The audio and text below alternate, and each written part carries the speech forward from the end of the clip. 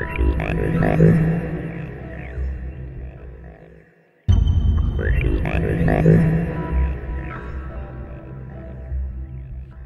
time for number 9. Drawer number 9. As you can tell, we're pretty close to the holidays. It's actually the day after tomorrow. So I figured right about now you probably need a little break from all of the hectic holiday hazards and stuff that's going on. So let's take a look at drawer number 9. This I like to refer to as my sort of early American period. Okay, I know you can't see me much for this one, but in this I have some really cool early American cuffs. Some of my favorites, okay? We have some Providence Tool Company. It's a Derby cuff, and this one I really like because it doesn't look like it, but it still has a lot more plating on it than my other ones. All my other ones have that brown patina, and the ones that are broken have, you know, rust on there that I'm not too concerned about. And unfortunately, almost all of my Providence Tool Companies, the stampings, you need a loop to look at or a magnifying glass because they've all been worn away, except for a couple of the leg irons. And I'm going to show you close-ups of these later. So some of the leg irons have a really good stamping on there, which you can see. There's one.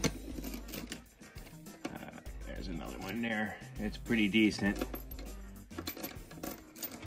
And the leg irons, they're almost the same size. Almost. There's just a hair off in the variations. Then we have some Lily leg irons. I have 2 pairs of these, different sizes. One of which, this one here is, I had to use a different kind of screw because the original bolt was missing, but they're functional and the joints are nice and loose. The Pride, these are my Lily irons that were featured in another video. I want you to look that up because these had that weird little brass pin in there that I still don't know why. And what's cool is I was recently in Washington, D.C. and went into the Ford Theater Museum, the complex with the Ford's Theater and the place across the street, and there were some pictures of the Lincoln conspirators wearing the Lily irons, which is cool. And we have Palmer's. I did have another pair, but I traded them for something really cool. And of course you saw the neck collar before. And unfortunately somebody scratched out the date years and years ago on that one. But on this one, all the markings are still there. So I dig that. And finally we got the Roamer. I love these things. They're like giant padlocks. And in one of the books of Houdini that I had when I was a kid, and still have of course, there's a picture of him wearing these, and they call them the Jersey cuffs. I still need the leg irons, but I do have these. And along the way I picked up a couple of padlocks by the same company, so I keep them there. A little teeny guy and a bigger one. You can see the markings.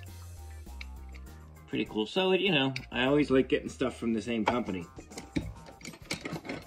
Anyway, this is my early American drawer, and even though it's simple and it only has a few companies, a few manufacturers in there, it takes up a lot of space, and I really dig it because it shows, you know, some of the ingenuity, especially the heavy irons. They take up a lot of space.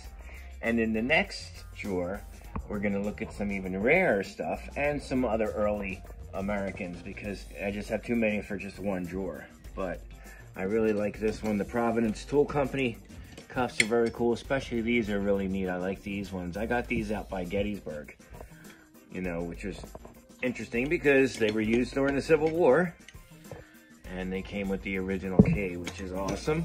All right, everybody, well, happy holidays to you all, whatever they may be, and I hope you had a great year. You know, we're gonna, oh my gosh, this is actually the last show of the year. But we'll do some sort of retro you know, maybe next time before we get to drawer number 10. But I hope that you've been enjoying these videos, and please click subscribe if you haven't done it already. Tell all your friends, share the crap out of these things so that I can post more videos for you guys. Okay, I hope you enjoy it. And that's about it for me. Time to go watch the Doctor Who Christmas special. Can't wait. All right, see you next time.